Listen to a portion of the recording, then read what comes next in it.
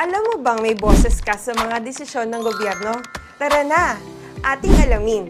Ayon sa DILG Memorandum Circular 2021-054, ang Local People's Council or LPC ay isang organisasyon na iminimungkahing itayo sa bawat lokal na pamahalaan upang magsilbing kinatawan ng mga civil society organizations or CSOs para makilahok sa pagbuo ng mga polisiya, programa at serbisyo na tumutulong sa mga pangangailangan ng mamamayan. Ang LPC ay binubuo ng mga civil society organizations na accredited or recognized ng lokal na pamahalaan.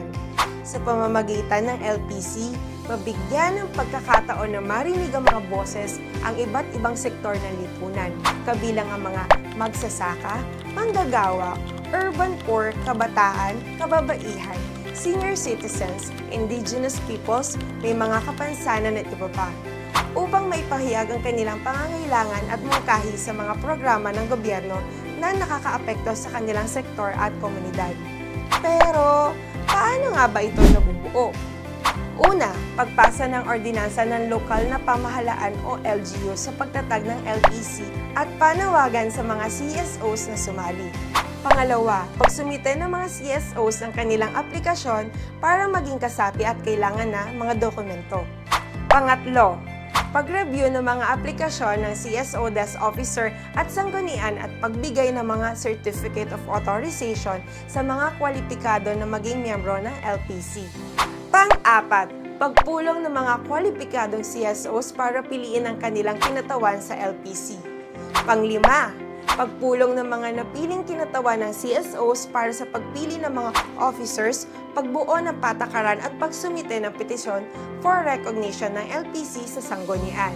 Pang-anim, pagpasa ng sanggunian ng Certificate of Recognition na sa LPC at ordinansa sa maging System of Partnership sa pagitan ng LPC at LGU. Remember, ang LPC ay dapat inclusive lang ha? May mga representative mula sa iba't ibang sektor tulad ng mga magsasaka, manggagawa, urban poor, kabataan, kababaihan, senior citizens, indigenous peoples. May mga kapansanan at iba pa. The more, the merrier. O diba? Dahil sa Local People's Council. Sure na magkakaroon ng pagkakataon na marinig ng mga LGU ang boses ng bawat sektor. Check! Mas inclusive at takma ang mga proyekto at programa sa pangangailangan ng mamamayan. Check! At mas may boses at empowered ang mga mamamayan na iparating ang kanilang komento, mungkahi sa pamahalaan. Check na check! Kapag naitatag na ang LPC, dito na nag-uumpisa ang mas masinsinang trabaho. Ang estratehikong pagpaplano o strategic planning. Dito tinutukoy ng konseho kung ano-anong sektor ang nangangailangan ng agarang pansin. Ano ang mga issues na dapat unahin at ano ang mga advokasiyang dapat isulong. Kasama rito ang pagbuo ng vision, mission, goals, and objectives ng LPC para umpisa pa lamang alam na agad ang patutunguhan at hangarin ng gustong abutin.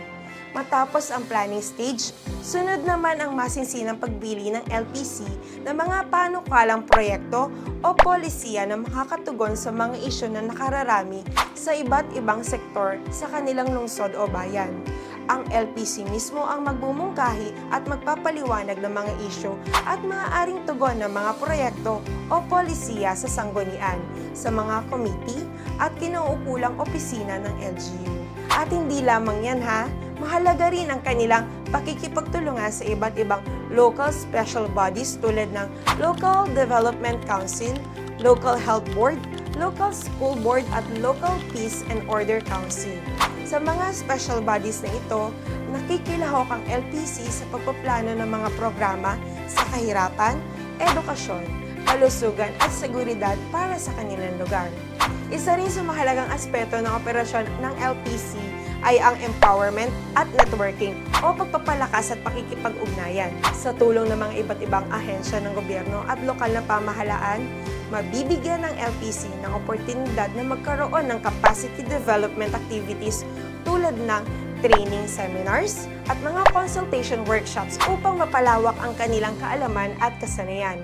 Nakikipag-ugnayan din sila sa mga iba't ibang LPC sa iba't ibang lugar para matuto sa mga best practices o matagumpay na karanasan sa pagpapalakas at pakikipag-ugnayan sa lokal na pamahalaan ng ibang LPC.